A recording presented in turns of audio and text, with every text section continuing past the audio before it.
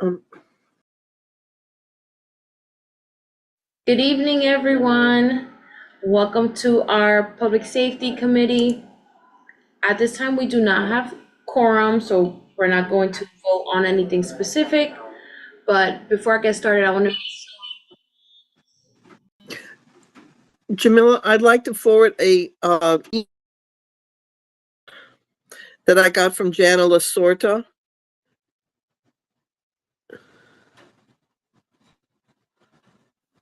Go ahead, Barbara. Sorry.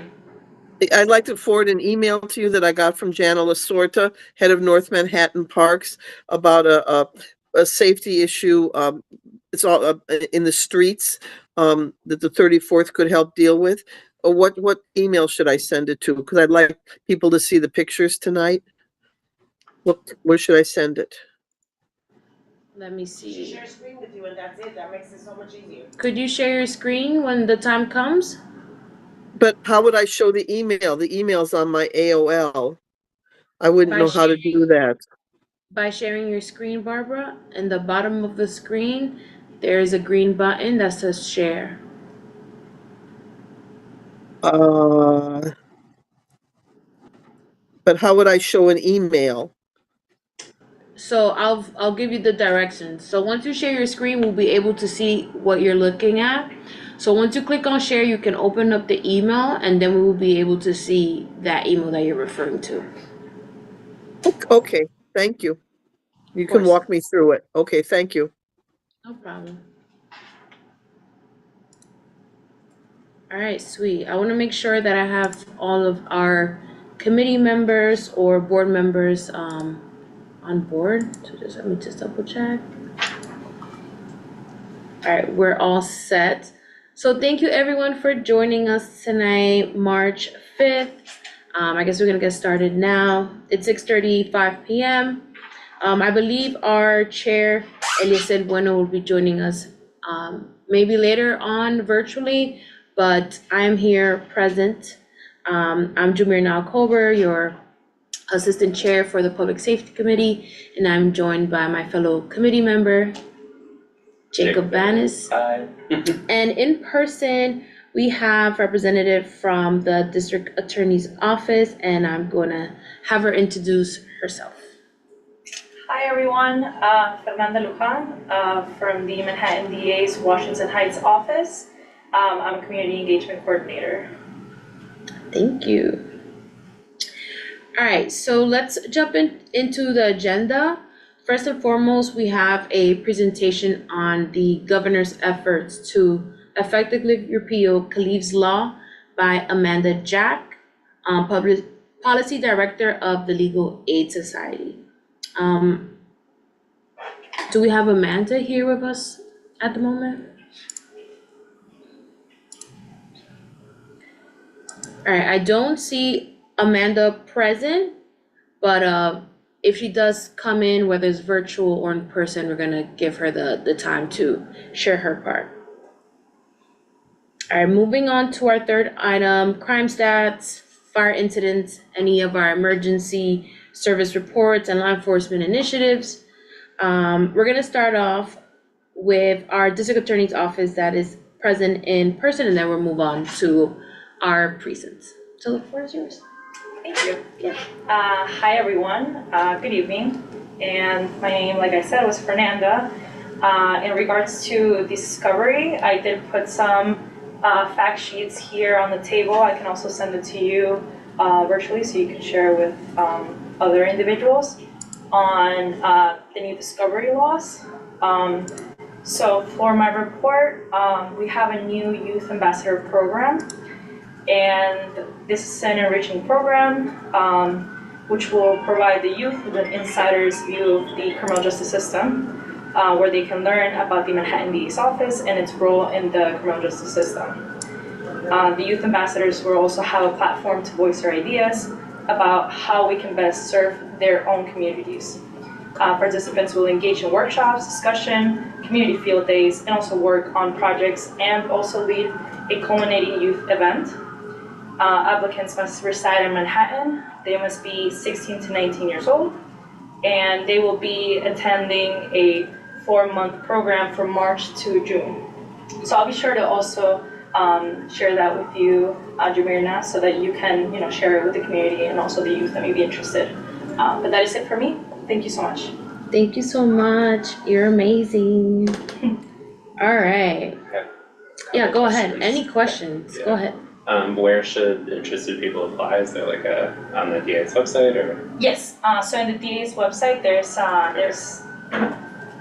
like I'll share also the link with the CV to apply, but also there's a barcode on our flyer, Okay, just for accessibility. great. I'm just gonna put it in the minutes, so.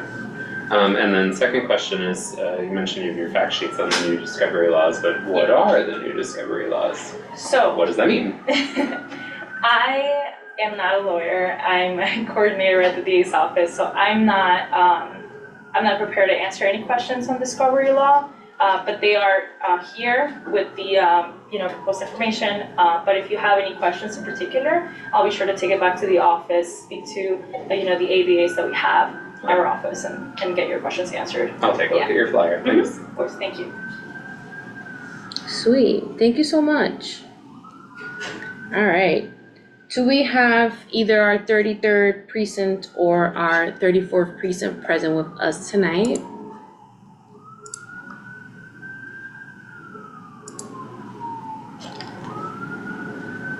All right, I don't see anyone from the precincts here joining us this evening. So unfortunately, we won't have any reports from them tonight. If they do join us from now till we finish up with the agenda, we'll open up the floor for them to share any updates that they could have for us. Especially since last month, February, we had a very high attendance meeting. So I'm assuming some folks may have wanted some follow-ups regarding that.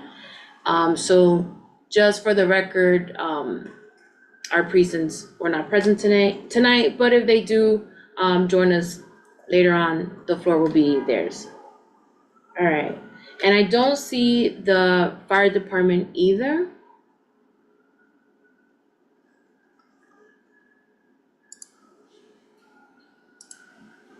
All right, cool. So I guess we could move on to I guess any old or new business or announcements that anyone would like to bring forward. I believe, Mike, you had something to share with us. Yes, correct. All right, Mike. Go ahead. The floor is yours, Mike. If you Thank don't you. mind introducing yourself and tell us a little bit about what you'd like to share. So my name is Mike. I lived in Inwood basically like all my life, Washington Heights. And for the last like 11 plus months at this point, and I had brought this back up to you guys, a few months back, where there's a neighbor who is housing multiple roosters. And it's to a point where my mental health, my peace of mind, my quality of life is just being affected by it. I'm used to, the cars and, everything else, but my block is fairly quiet. And this is like the only disturbance. And it can go from 2 a.m. to 4 a.m. nonstop without anybody doing anything. I've contacted the mayor's office. I've contacted, the 3-4, an officer in the 3-4 named Maria has been very helpful, like trying to, also assist because, everybody's just pointing the finger at one another saying that they can't do it. DOH has given like the guy 2 summonses already, but they're saying it's too much of a hassle to capture the roosters. All the agencies basically just pointing the fingers at each other and says, basically, you just have to suck it up.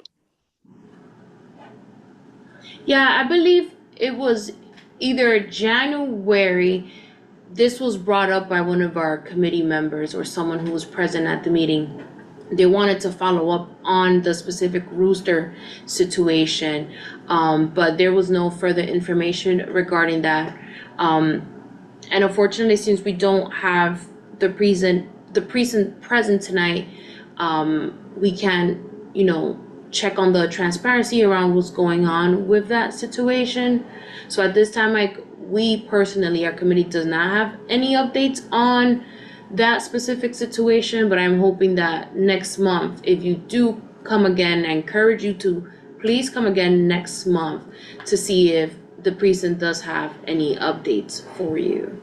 Of Or course. some Well, I can tell you this much that so I've been like in communication with the precinct like a lot, and so I've been given a lot of mixed information. I've been told that DOH sent them like an email, and they're just waiting for DOH to come get them. And then now I'm being told that it's not something that the NYPD handles, and it's not in their jurisdiction, so they can't do anything. They won't even come out to do like a noise like a disturbance complaint, which is mind blowing, because if it was somebody playing loud music, they're going to be so quick to give them a ticket or arrest them if it's an ongoing issue. But nothing is being done with this situation, and it's like it's animals being neglected and basically essentially being abused because they're out of their habitat. They're not supposed to be here. And then it goes into the public health issue also, which is a different meeting, because the guy is handing out like the eggs to people in the neighborhood when they're all surrounded about pigeons. But if you don't mind, like if I can still show you like the video, just so you can have an idea of what I'm going through every single day. Yeah, do you have access to the screen share button? I think I need to be given permission. Okay. I got you.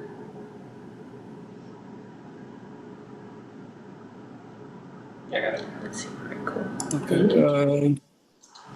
You should be able to rejoin as a panelist now, and that should allow you to share your screen. All right. Thank you. All right, give me one quick second.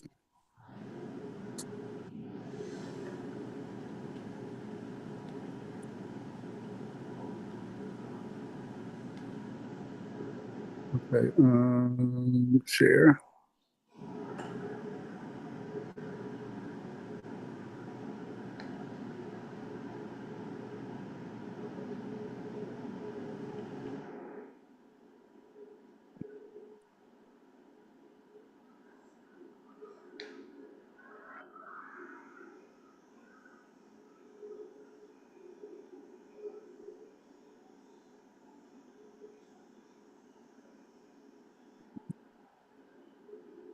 Okay, so this is them roaming around.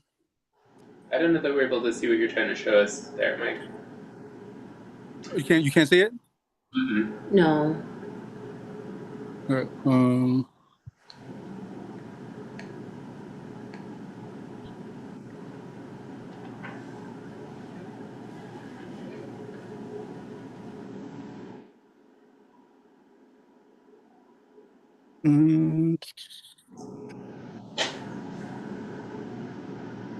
I don't know that we're looking at quite the right thing still.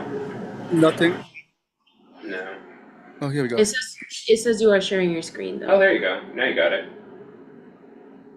So this is oh, that's you guys.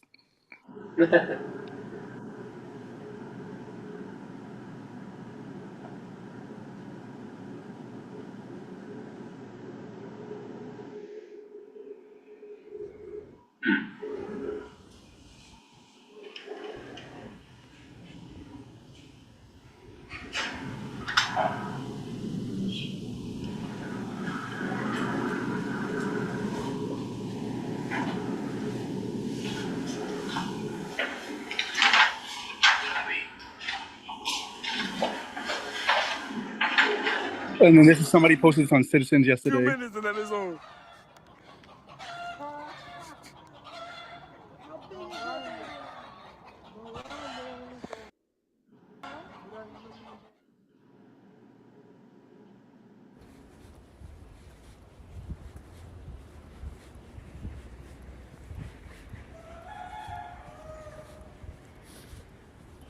So like that's like an idea, and it goes. I can go on like with hours of recordings that I have of it. I'm not sure if you guys were able to hear all of like that chaos. It's crazy. Yeah, we definitely could hear some of that, and if I can, I don't know if I. Do you mind if I respond, Marina? Is that okay? Yeah, go ahead. Great. First of all, like, I'm sorry that you've been putting up with this. I know it's been months now, and you've been to multiple meetings to talk with us about it, and followed up with multiple people. And That's frustrating to no end, and you shouldn't have to be putting up with that. Nobody should. I also know that I did see that on Citizen the other day, and I immediately knew that it was Arden Street when I saw that come up. So it's ridiculous that this is still going on. I know that you mentioned a few minutes ago that you'd been in touch with somebody from, or had heard that DOH was sent to go collect these animals. I know that we'll most likely be talking with DOH tomorrow at our health and environment meeting, so I'm happy to bring it up there to see if there's been any progress on the issue. And hopefully they have an update. I think the best thing is for all of us to keep following up, because that's clearly like quite disruptive to the neighborhood. Thank you. Yeah, because there's an investigator who like constantly calls. Even if it was me or somebody else in the neighborhood who made a complaint, the same guy calls. I think his name is something Zimmerman, I think. Okay. And he's an investigator with the DOH, and he's basically just says, he makes an excuse, says it's difficult. We've done it in the past. You know, they fly away. And I'm like, roosters they're not going to fly like away. They're confined to this area. You know. Yeah. So he's just making excuses. I'll ask DOH about that tomorrow. All right, I appreciate it. Thank you very much. Thank you for joining us and sharing. Great. All right, let's see if we have any other attendees. I see someone else joined us. Welcome. All right, I guess we can move on to new business. Barbara, this is your time. Let me walk you through sharing your screen. Okay, All right, Barbara. So I'm gonna give you co-host access. And then you're gonna see a little pop-up letting you know that you have co-host access, and then you just click on yes. now streaming, All right. In the bottom, reaction, yeah, you're gonna see a green button with an arrow that says share.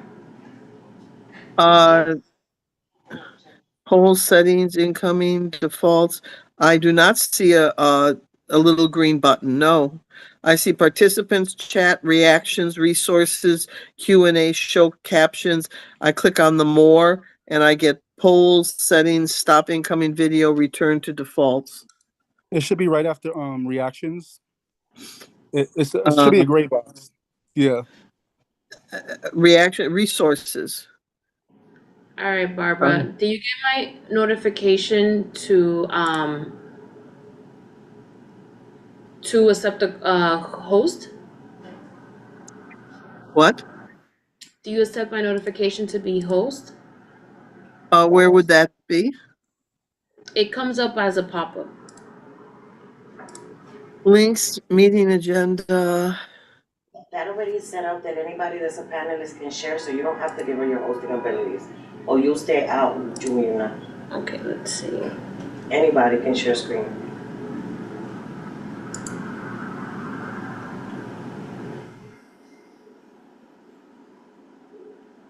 Now. Something All right, popped all up right. that said you are host now, and then it went away. Am I host? All right. Your host. Yes. Yes. Okay, all right, so then I go to my email. And, okay,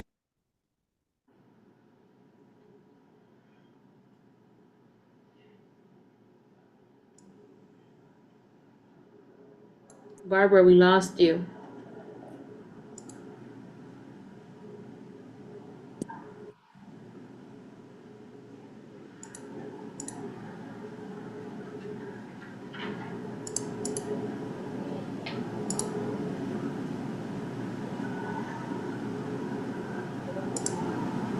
She probably doesn't have an updated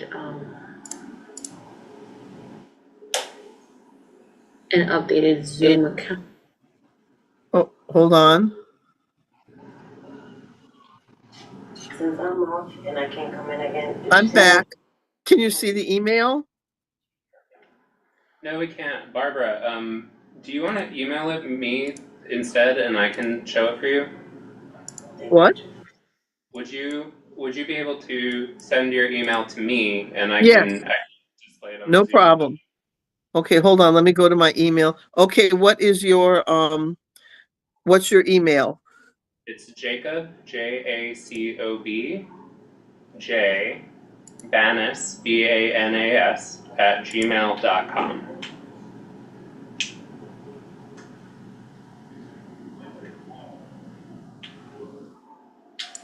And that's on the record, so anybody can email me with whatever they want.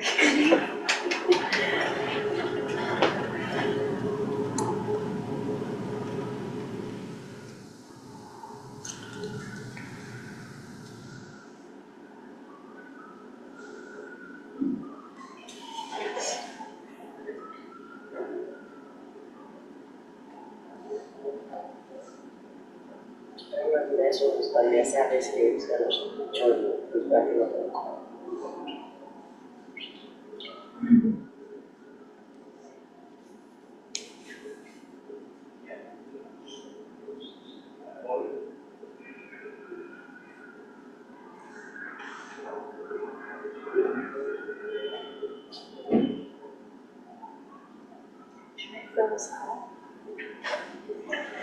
Yeah, I'll come back. I always like the baby, I'm like, should I sign it? Sign in though. I forgot. Hey, it's Erwin here. Can you hear me? Yes, Erwin, you can hear you. No, I just got a request to unmute. I'm not sure why. Oh, no, you're good. Oh, okay, sorry. All right, cool. I just saw that. I'm like, I was worried. Thank you. Okay, you got it, Jacob? Let me check, sorry. I believe I did. Okay. Okay, So now I can share my screen. And then let me know how far I need to scroll down here. okay, well, I think basically what Janet tells us is that there's a very serious, which is both a public safety, a traffic and transportation, and a parks issue, is these Amazon delivery trucks are double parking often for many hours at a time and causing a real safety issue, which the 34th and 33rd precinct is not addressing. They're at Bennett Park, J. Hood Wright Park, Eda Tanya Payan Park, and Dykeman Farmhouse. And there's pictures at the bottom of the email. And they are parking, and then they are not only parking, but taking up double parking, and then even going out into the street, unloading carts for gig workers to deliver to apartment buildings, so that literally traffic has to go into the wrong lane to try to get through. There have been near accidents constantly. She was involved in one where the truck driver basically dissed her out, that she was the problem, even though they were double parked and then taking up the one remaining lane for traffic, and that she would basically had to wait and wait to try to be able to go forward. And the police, the 34th and 33rd, have to stop this. Jeff Bezos is making a lot of money off of completely congesting our street. They have no right to be parked there at the parks. It's not just traffic, it's public safety, it's parks and so forth. And also people crossing the street are almost getting hit because there's no visibility. People are almost getting hit by cars and so forth. So that's what Jana is sharing with us. So, comments? And I wish the 34th and 33rd were here so that they could speak to that. I mean, and they have the same places all the time. I see them there at Broadway and Thayer almost every day. So it's almost like they have announced, hey guys, this is our drop-off place. This is our parking place. Janice says at other places by Bennett Park and so forth, or at the Dykeman Farmhouse all the time. So they have designated these no parking areas as their spots, including parking in walkways, double parking in walkways. So this has to be stopped. The police cars have to be there and tell them, nope, you can't be there. You have to move on. No. So, Mind you, I've seen this very similar to what's happening on the lower side of the district in the 60s as well, in Yes, the 70s and the 50s. It is very consistent and it happens during specific hours of the day, usually in the evening where it's more congested. Um, and from my understanding, it is that Amazon workers are renting third parties' big rental vehicles, like moving type vehicles. They rent them out for a certain duration, a collective of Amazon employees.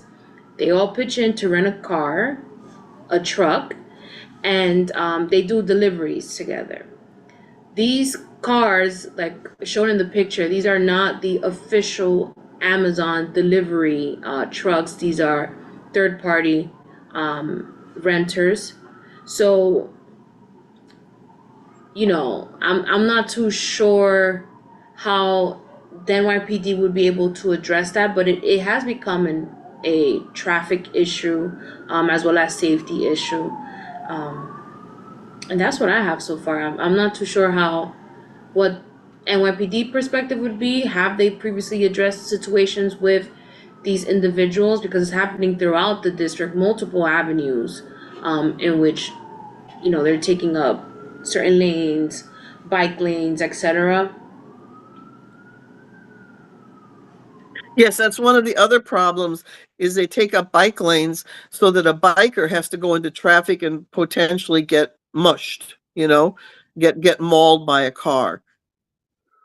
Um, and again, it's not tolerable. And basically, they pick nice spots so that when the workers come to unload their carts, to push over to apartment buildings. In other words, if they were offered, okay, at the end of Dyckman Street by the exit to the highway, down there, well, they wouldn't want to do that because then they have to push their carts further. They pick judicious intersections which are amenable for them to unload their carts to deliver to certain apartment buildings. But our streets are not delivery hubs. Our streets are for pedestrians and traffic. So it's a dangerous situation, very dangerous situation. And the 33rd and 34th should be here to discuss it. Yeah, they really should be. And just to echo you, that I know I've seen this personally, especially near like Bennett Hill Park, and like I thought, and I admit that I gotta brush up on this. I thought that there was some movement on some front to have maybe like a pilot program about creating designated unloading zones for these places for these people to go specifically. But I admit that I don't know where that went or like what's the latest is with that. But that, at least to me seems like maybe it could help in this situation if we had spaces that we could specifically allocate for these people to go so that they're not obstructing, Broadway, for example, which is a very heavy route, which I saw just yesterday, like a bus couldn't get through because their trucks are blocking the roadway. So it is a very real issue. I think, I'm not sure, what we want to do here to follow up on that, but at the very least, personally, I can look into what, if anything, happened with some kind of pilot program around that, because I thought there was something being done already. Again, they choose places like Broadway because that is convenient for the workers to unload the carts, because you see them with these large, almost like the kind of carts you see in the garment district, with the green Amazon covers on them. So they choose these places because that's the sort of sub place to unload the packages that are going to certain apartment buildings. That's why. So to say, well, here's a pilot program so we can, you can park, at this place, or let's say even rent a place at a service station or something. No, they don't want that. They want to be close to where they're going to deliver their packages. And there's a certain intransigence about that. That makes sense. I think it's easier to tell them, like, you park here, not here, versus just saying you can't park here. Like, because they'll just keep moving around. So I don't know what all I'm saying is I think it's easier if you have a designated spot to say that's the spot for you. But I'll look into that because I don't know where that went, you know, I'm not sure if I'm even talking about something that's still a thing, so. A thought rather than a plan, yes. Yeah, and this goes on for hours at a time. It's not like they double park for 15 minutes, unload a truck and move on. This goes on for hours and hours at a time. So this becomes a very dangerous situation. Okay, Thank so you, that's Barb. what I have to say, and the 33rd and 34th are not here, so we really can't take it any further. I mean, Thank you for sharing that Okay. with us. If you don't mind forwarding us that email so we can just have it somewhere accessible. That way, if the precinct comes next month, we can follow up regarding that. And Jacob I'm not has it. Yeah, I'll Okay. pass it along. Thanks. Mhm. I'm not too sure how it could be addressed, but I think assessing the whole situation would be a good step so we could know how much of an impact it has had on community members, what type of things have we been seeing throughout the district. I think too, if you know, if the 34th and 33rd were here, this is happening on a regular basis, like you had said, like they're in the same spots at the same times, at the same days, and we could at least let them know that, so they could be a little more diligent in policing that traffic disruption. Right. Thanks, Barbara.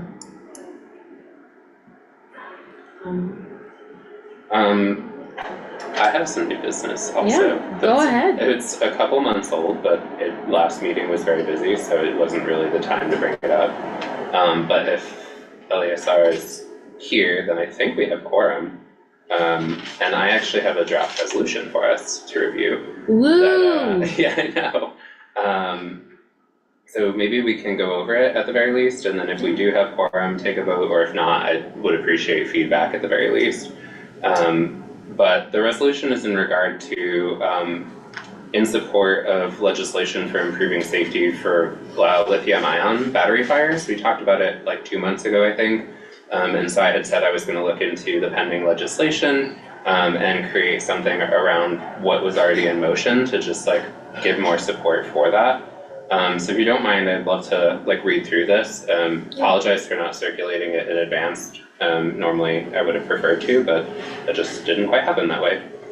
So I'll go through this briefly. It says, whereas lithium-ion L-ion batteries, commonly powering cell phones, laptops, tablets, power tools, electric cars, and micro-mobility devices such as e-bikes and e-scooters have been shown to catch fire when damaged or running too hot. And whereas in 2024, within Community District 12, CD12, FDNY was called to the scene of 354 non-structural fires and 417 structural fires, and 10 fires were attributed to lithium-ion batteries.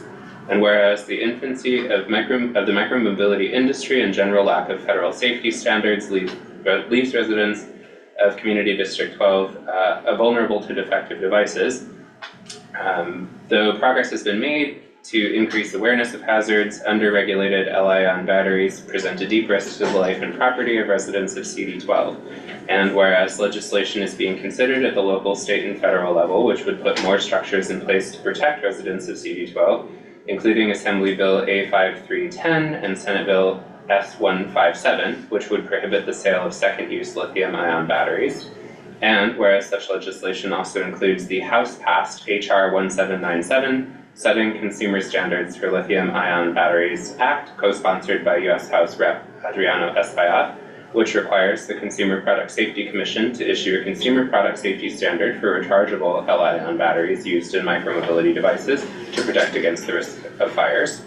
And whereas the New York City Council has expressed its support for state and federal legislation via Resolution 0179-2024, calling on Congress to pass and the President to sign HR 179, as well as Resolution 0223-2024, calling on the New York State Assembly to pass A5310 and the Governor to sign A5310 and S157.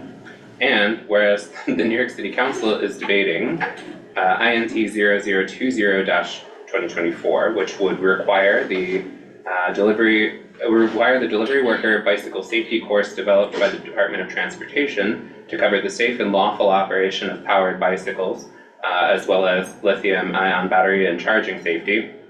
By the way, I believe that was introduced by Gail Brewer, so I've got to update that to add that as well. And INT 0487-2024, which would create penalties for the possession and sale of unsafe lithium-ion batteries, including $0 for the first offense of possession and $1,000 fines for subsequent violations.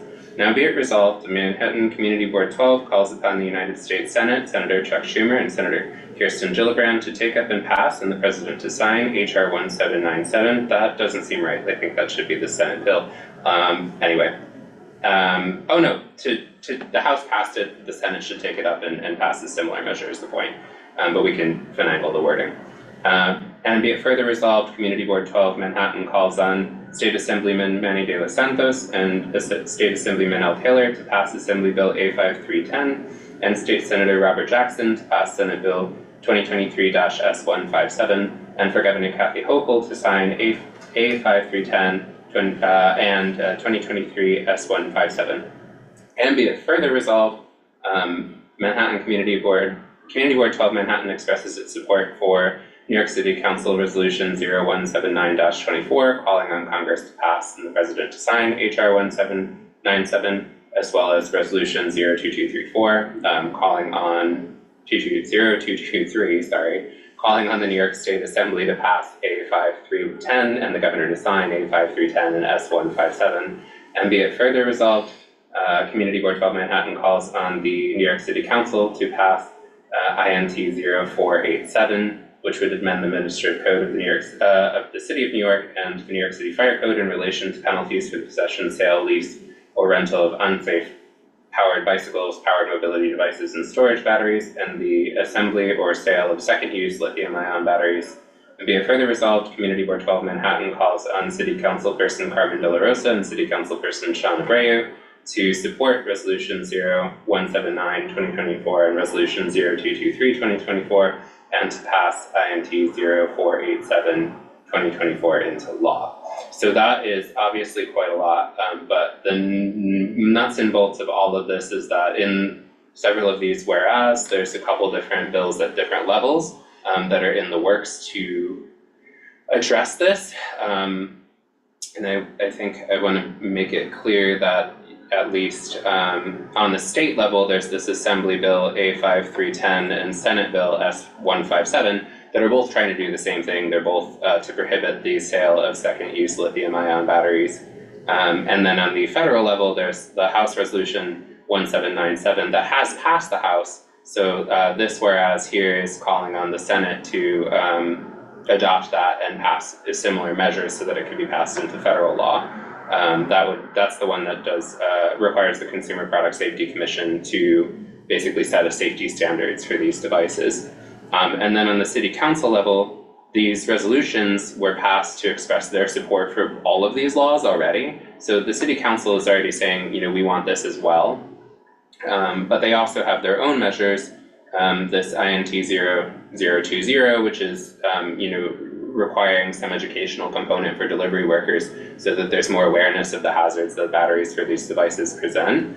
And this other proposed legislation, which it creates penalties for the sale of unsafe devices, and specifically it is really geared toward the sale of the devices, less so than the, it deals with possession and sale. But I appreciate that the first offense is considered like the fine is $0, sort of like giving people a warning, but creating a penalty structure if somebody's repeatedly violating the law. But yeah, that's obviously a lot, and I welcome any questions, suggestions, comments. Just wanted to introduce this for debate since I had said that I would do that. Thanks, Jacob. This is so cool. I'm glad Me? you did this. I wanted to ask if in one of the whereas there's a formal description of what exactly I know it's on the first one you mentioned exactly like what it does and what it's used for, but I was just wondering if you can share something about second use, the sale of Okay. second use, like what exactly is the definition of second use? Like if there's Yeah. a second, is there first? You know, just for clarifying purposes. And what exactly is the dangers of selling the second used ones? Okay. That's the only thing that I saw, and then Chantal's last name is received. Oh, well, thank you. It's pretty much it Okay, for me. Barbara? Yeah, I would, first of all, that where you go talk about Gillibrand and such, and you refer to it as HR, House resolution, you could just, instead of that, you could say, down here, yeah, where, yes, there. You could just change that, to take up and pass the corresponding Senate resolution to HR 1797, to sign the corresponding Senate resolution to HR 1797. The course, because I don't know, we don't know if it has a number yet. The corresponding Senate resolution too, and that covers what you want to do, right?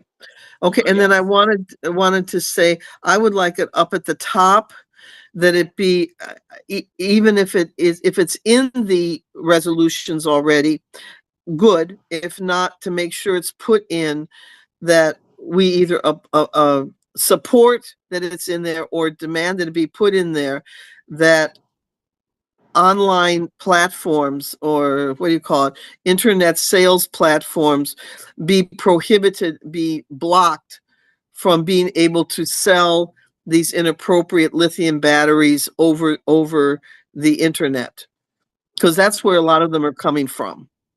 In other words, these down market or down low safety, low quality are being sold over the internet. So if that's not in the resolution already, in how these resolutions are formulated, we should have that in our whereas, that in other words, what's supposed to be that, like, if one of those down market types that don't meet the safety standard, you're not going to be able to ship it to certain zip codes. Right. In other words, if I try to buy a crummy battery, and then I put in my credit card, and then I say ship to zip 10040, the sale will not go through. What about, like in this, I feel like there's a good place to put this in this whereas, and then a corresponding resolve maybe, where this is the part that talks about setting that consumer safety standard. So right now, a lot of that is okay, well, not okay, but like a lot of that happens because there isn't a standard that these all can be held to. So maybe, like in this part, we can say whereas many such devices.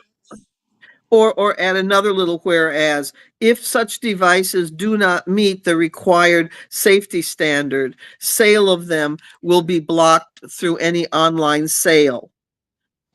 It will, through any online sale, through, and not be permitted to be shipped to appropriate zip codes by blocking sale to restricted zip codes.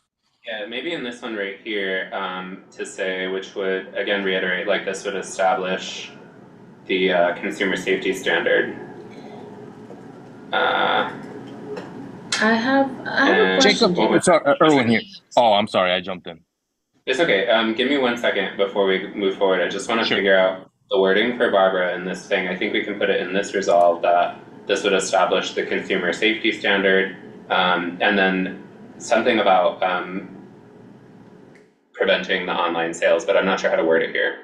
Okay. Then any battery which does not meet the required consumer safety standard would be blocked from online or internet sale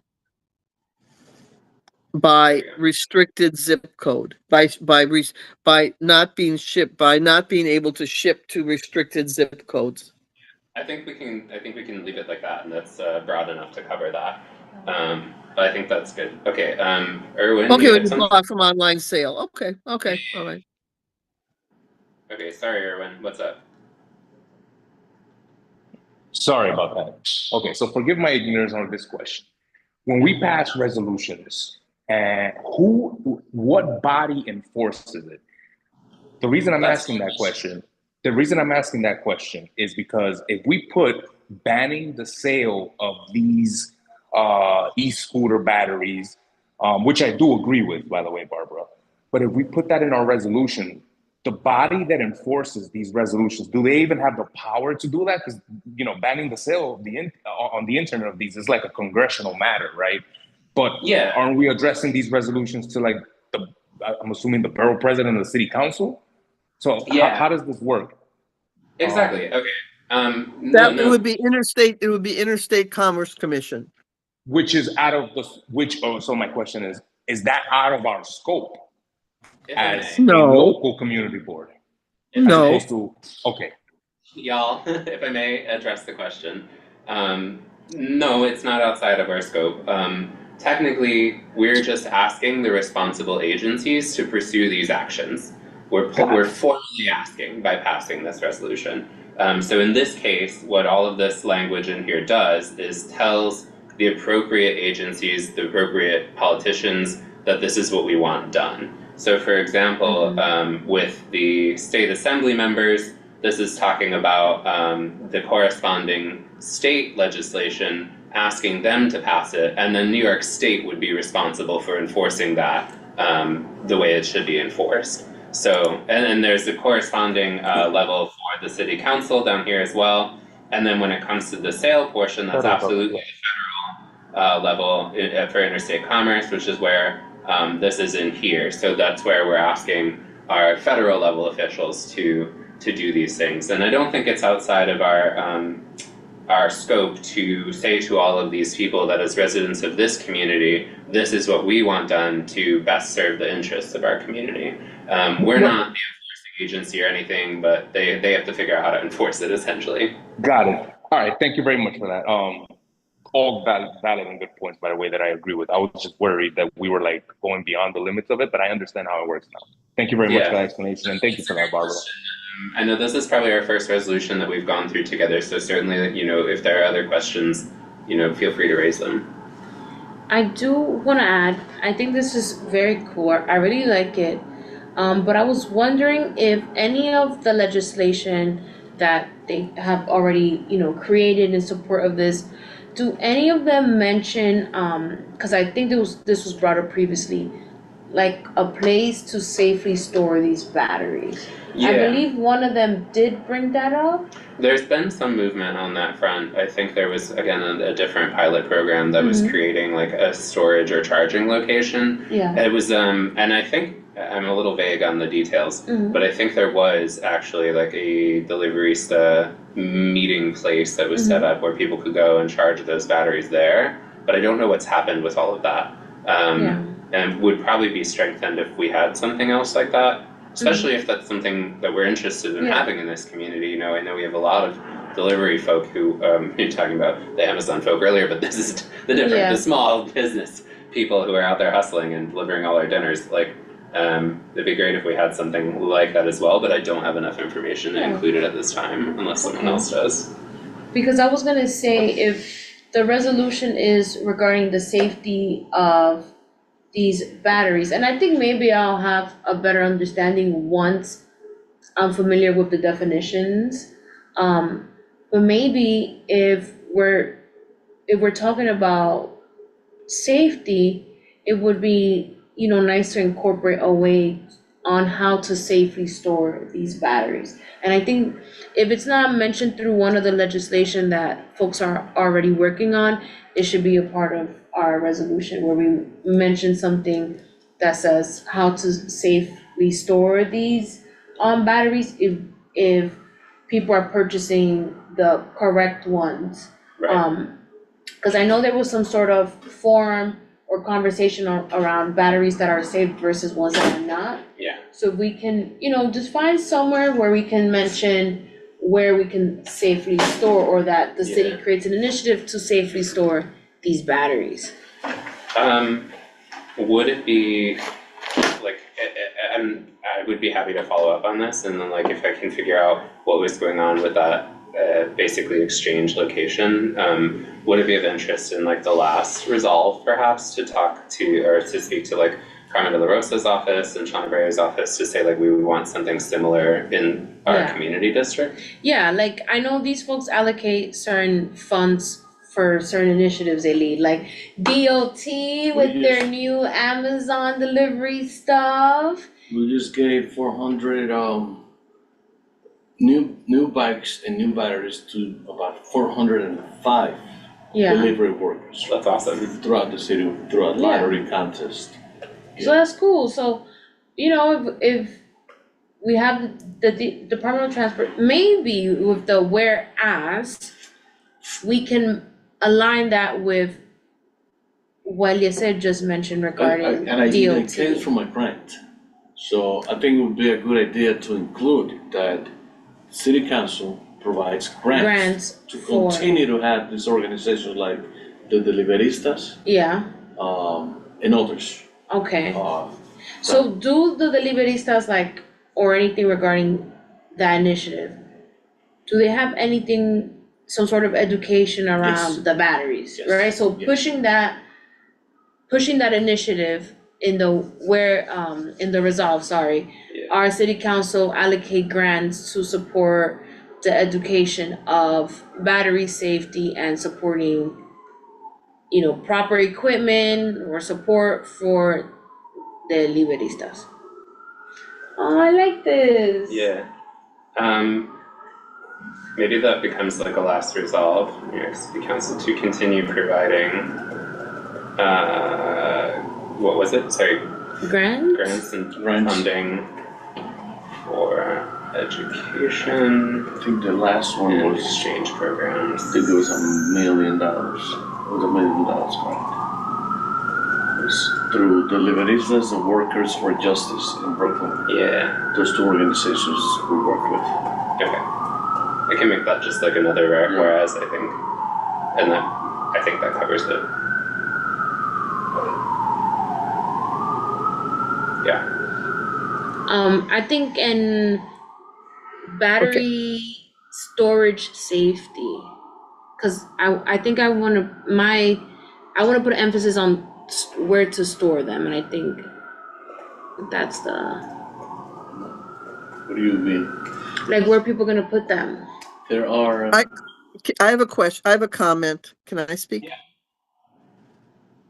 Okay, first of all, I have a strong opinion. Many of these deliveristas work for not just the local pizza Domino's place, but for, you know, fancy restaurants and so forth. And I have, go back up to where the fines are, Jacob, okay? And, first offense, $1,000 for subsequent violations.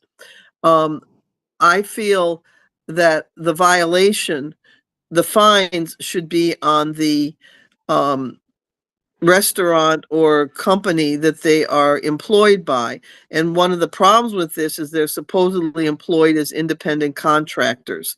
And I mean, it's all very tricky about this, or that they're not employed as independent contractors or whatever.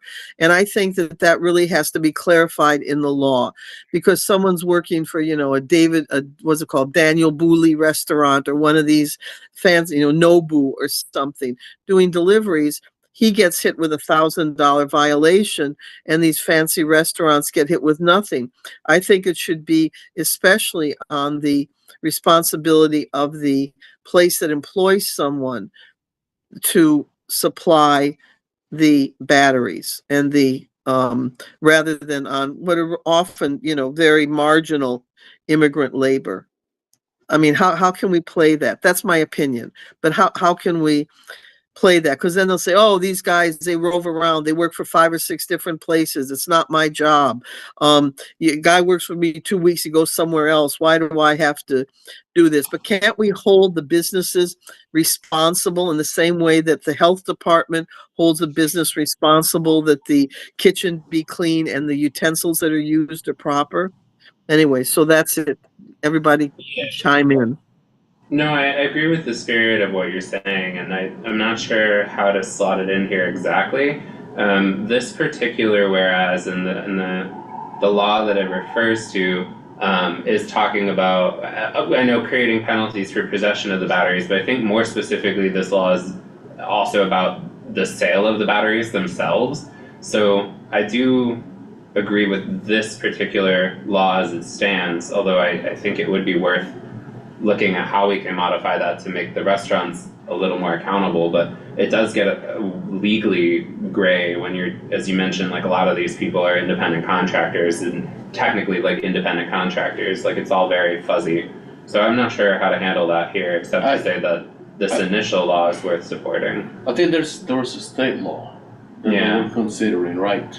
But they were going after the sales, the point of sales, the distributors, Yeah, the retailing side of the business, rather than like Barbara just perfectly said, the users, right? right, Who Right. usually are the ones who are at the lower of the bottom of the Right. totem pole, and they get points the right. hardest. So Yeah, Um, and that's why I do appreciate that this initial like law says that the first offense of this, like this is $0 fine, but you're actually gonna be told like, hey, do not, you gotta be more careful about this. I think that creates a good barrier to like help prevent things from becoming a problem, without like putting too much of a penalty on the person, you know, like we had said. yes, but I think the law I would center it around the retailer. Yeah. Part of the battery business.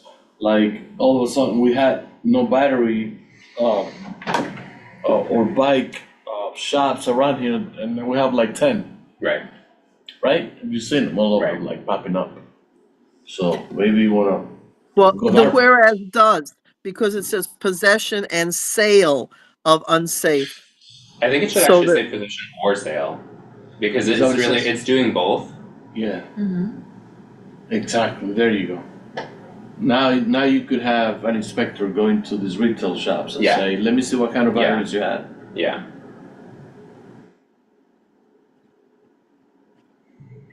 The other thing, Barbara, you're muted. Quick, I don't know I how would that also happened. want to make sure, that if they do go in and see the unsafe batteries, that they're empowered to confiscate. In other words, it can't just like do the equivalent of write a parking ticket, but the Right. confiscation of unsafe material. Okay, What's the enforcement agency? that's a great question that I don't know the answer to here. That's what like. This who- is, in this particular, I do actually know this, I lied. In this particular, city council law that's being debated, is this would amend the city fire code. So I don't know who is responsible for enforcing the city fire code, but that's how this is being routed. Well, it's funny because cars is the state, roads is the DOT, and then stores is the Department of Consumer Affairs Yeah, and sanitation, both. it's all over the place. Yeah, and then sidewalks is DOT, so you got a lot of intersectionality Yeah. amongst who does what. What if we could amend this whereas to say, well, I guess actually it would go in the resolved.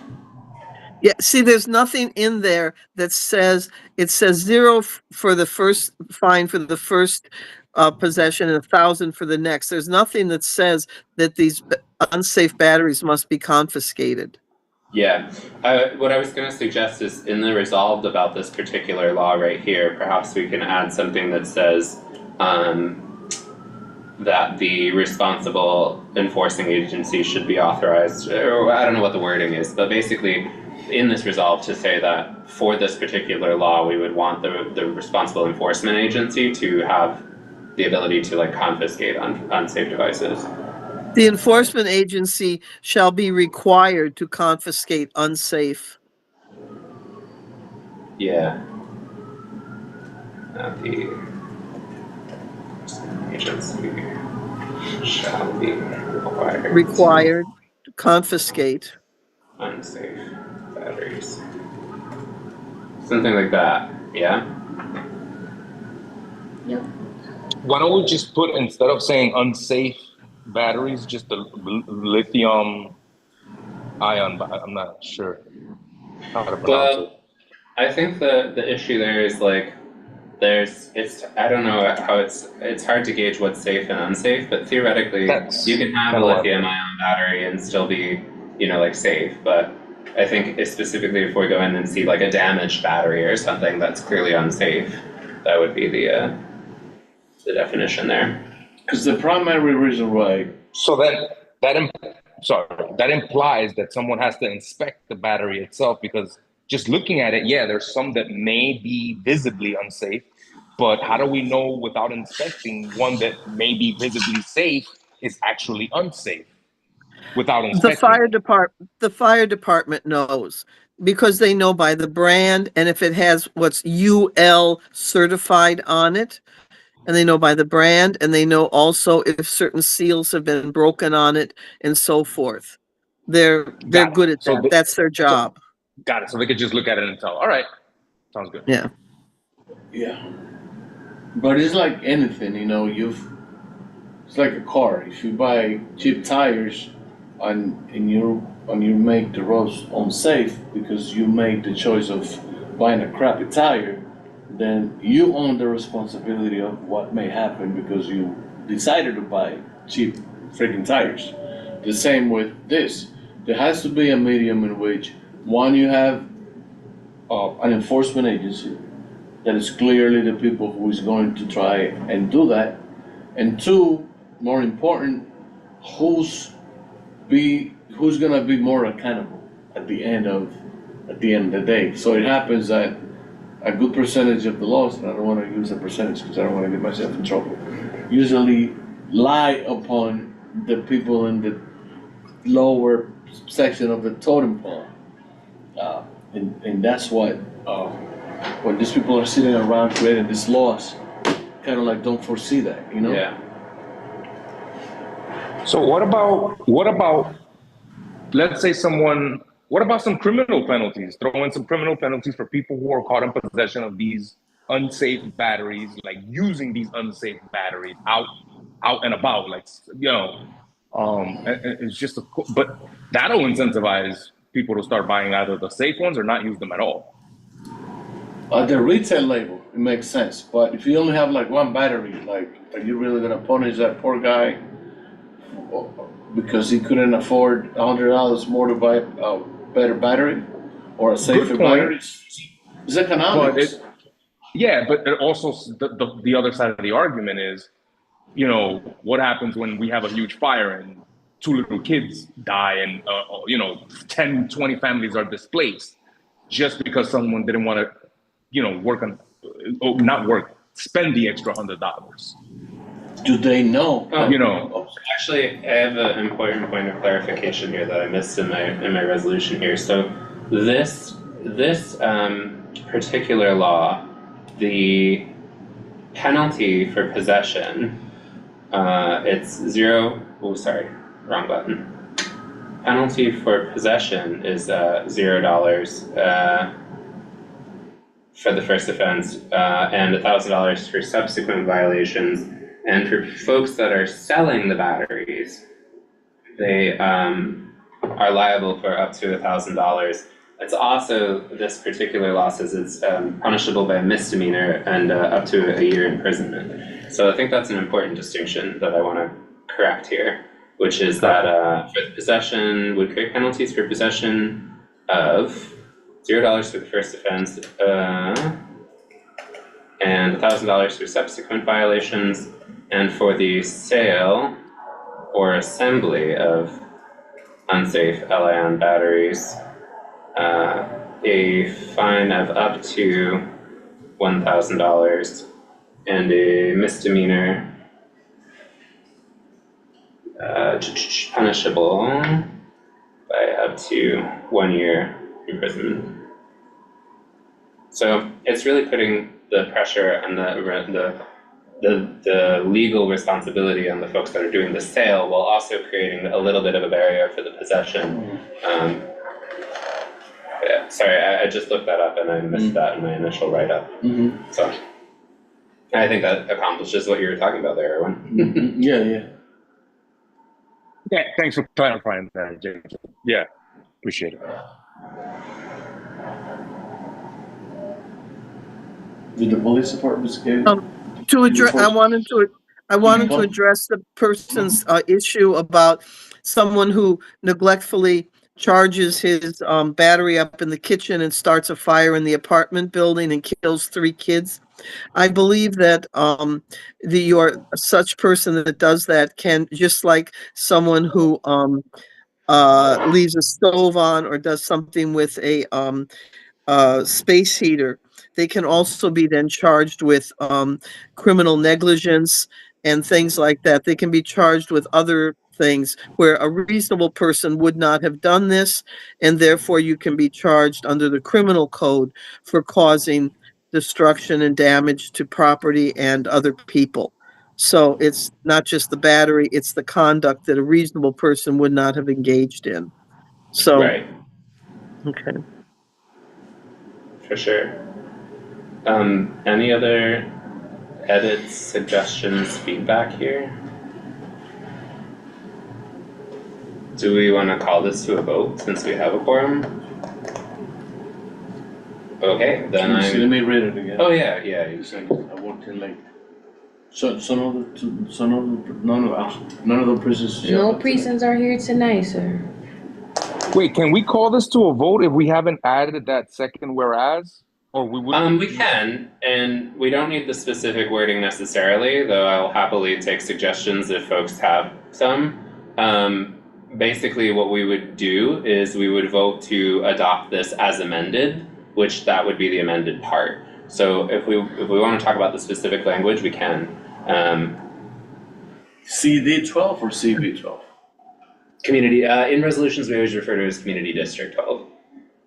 Yeah, also at the general meeting, you can always offer a friendly amendment if you don't quite agree with Jacob's wording. Yeah. But I think we can trust Jacob on the wording. Yeah. We've had a pretty good discussion. Barbara? No, I was thinking about just procedurally. I didn't know because this is my first time going, through the Yeah. actual resolution No, program. So I it's just a good didn't know question. if we would be able to do that. I'll gladly Yeah. go.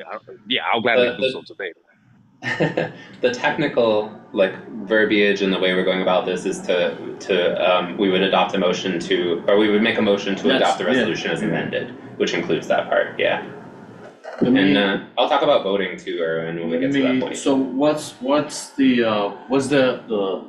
law, the bill that because it already says Carmen and Carmen De La Rosa and Shona Abreu are trying to Yeah. sponsor. There's a couple in here, there's a few resolutions that the city council passed that already expresses Already. support for the state and federal legislation. Right. And then this part here is the New York City Council legislation that's still pending. So their whereas calling on them is to express support for the continued push on the state and federal government, and then also to do the city council part on its own. And I want to make a slight edit here to say that this was introduced by Gil Brewer.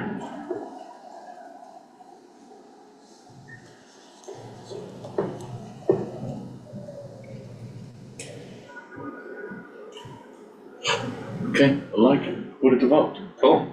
So then I make a motion that we adopt this resolution as amended. And so Erwin, now I what's gonna second happen? it.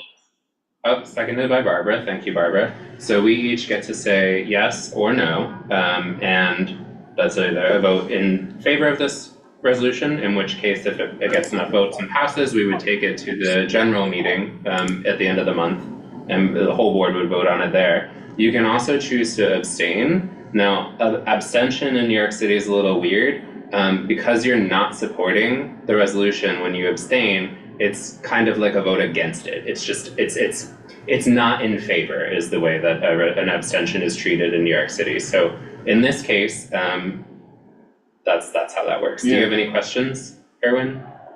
No, thank you very much for that explanation. Cool. How do we wanna So it's do our roll basically, call? just call it out. Because there's only 1, 2, 3, 4, 5, 6, 7 votes, right? Yeah. So you just say, those in favor? Oh yeah. Everyone in favor? Everyone in Aye. favor? I'm in favor. I vote in favor. Yes, sir. I guess that's, Any no's?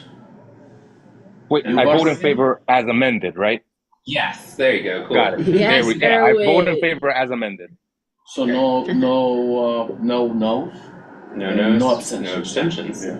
And I think with that, that's enough to pass this resolution. So I will add this second whereas, and I'll ship it over for the general meeting at the end of the month.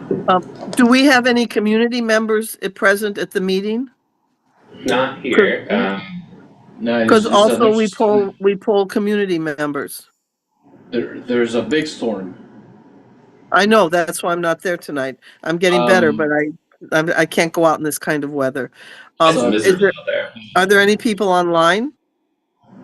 I don't see anybody. I see there's someone that was in attendance.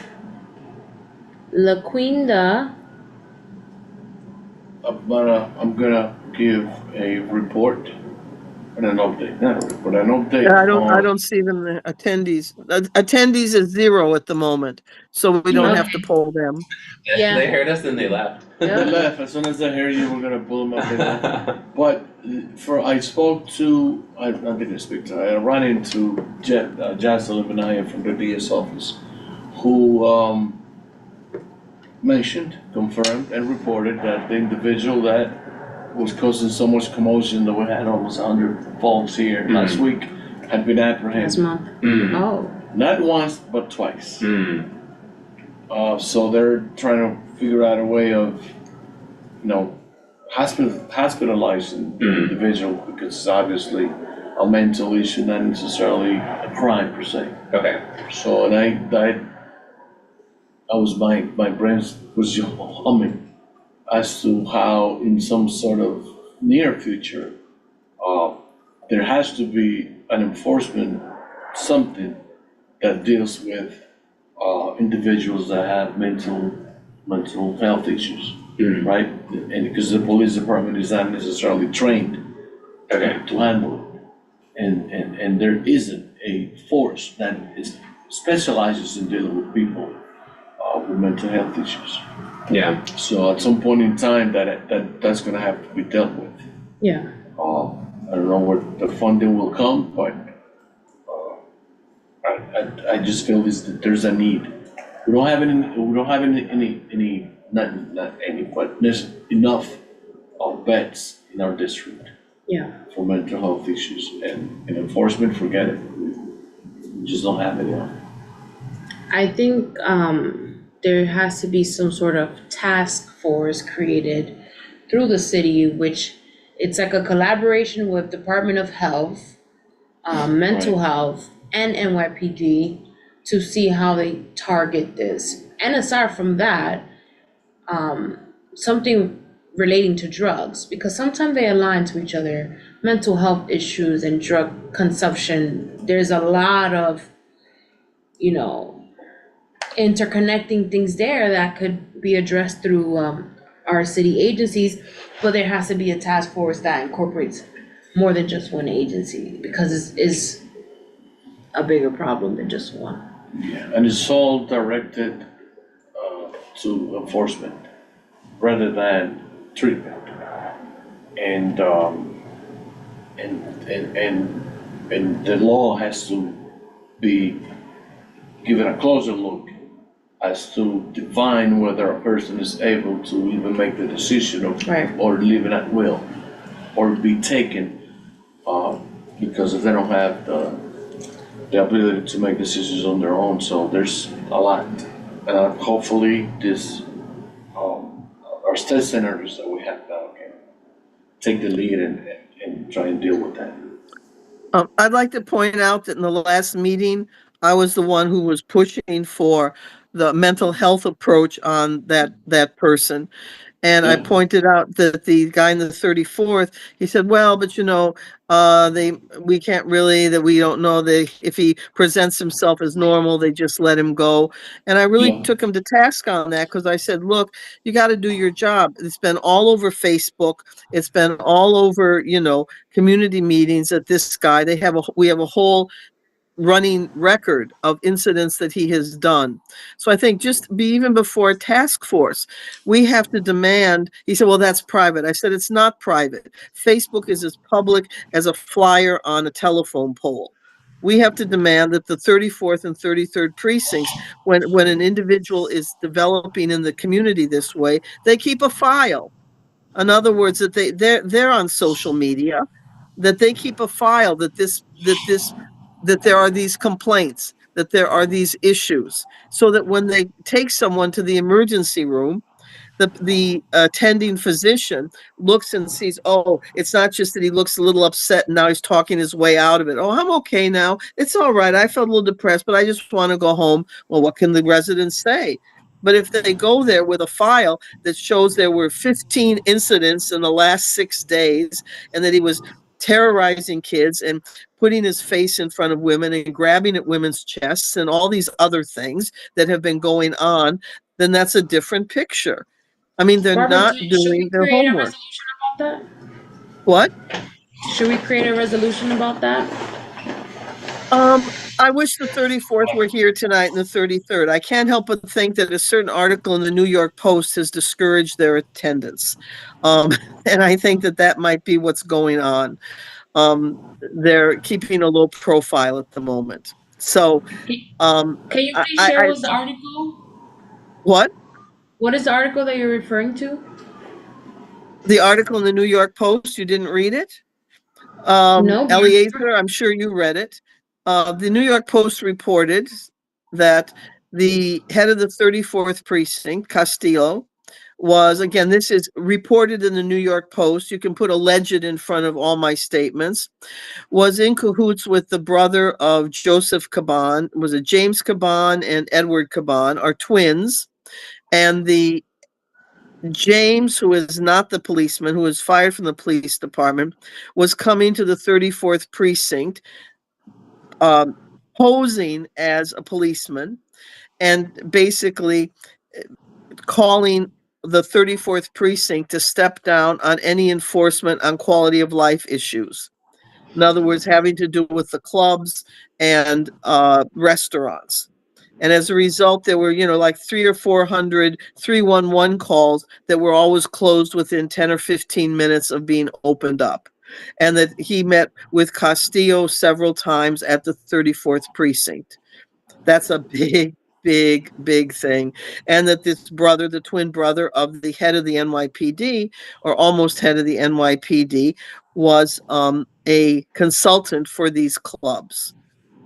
So it's about as bad as it gets.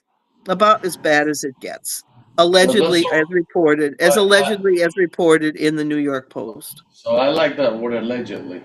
I love it. Yeah. I love it. Well, I started with the word allegedly. I ended with the word allegedly. Okay. But and they're not here tonight. So that's that. But I don't know, but that's the 34th, right? Yeah. And And 34th. And the 33 has nothing to do with that, so. Yeah. They No, didn't show no. up. They didn't show up. 33rd does not have a twin brother. It is he was their leader though. He is the leader. Allegedly. Allegedly. No, he doesn't allegedly have a twin brother. Caban does have a twin brother, but Castillo does not. It just goes a lot of ways. I've seen, I remember in the past, when I think that's one of probably the things that I focused on when I was chairing the board, was the weaponization of 311 and how people, the specific individual in the same neighborhood that allegedly Barbara is talking about, made over 300 calls on the same business.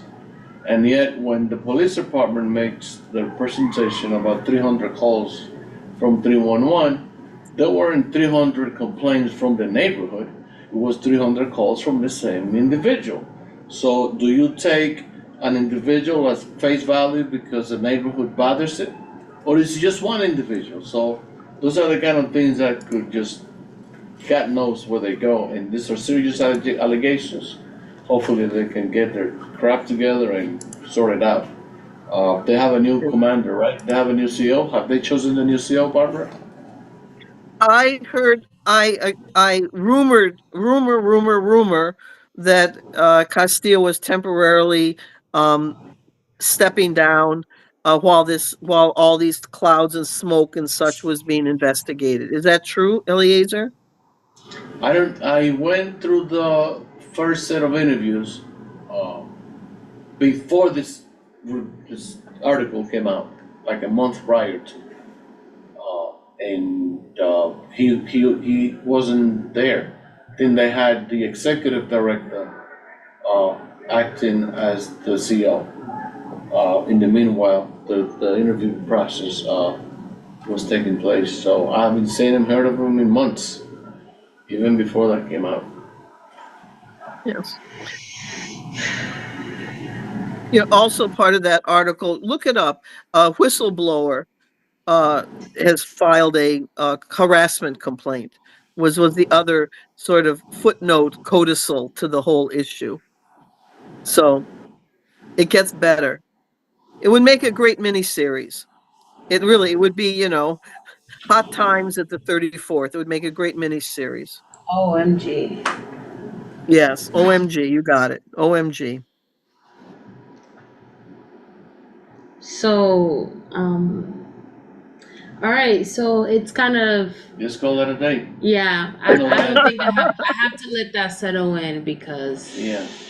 Everybody's our going to run home and look precincts- up the post tonight. Okay, all right. our precincts are going through You feel- a tough yeah. time right now.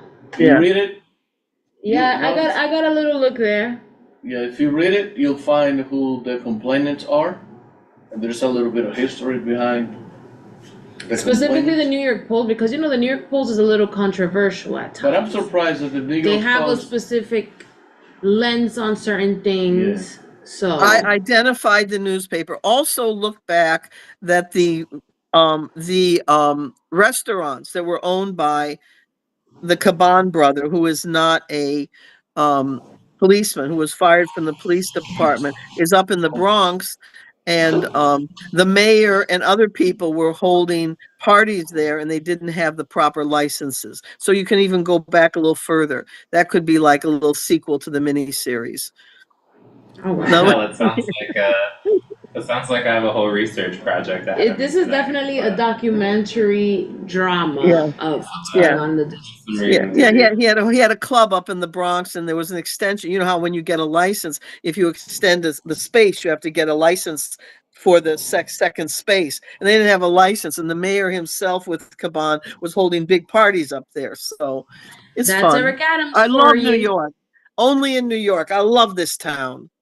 I would like to make a motion to adjourn at this point. I think we Second. got a very Okay. productive night, and thank you all for your work.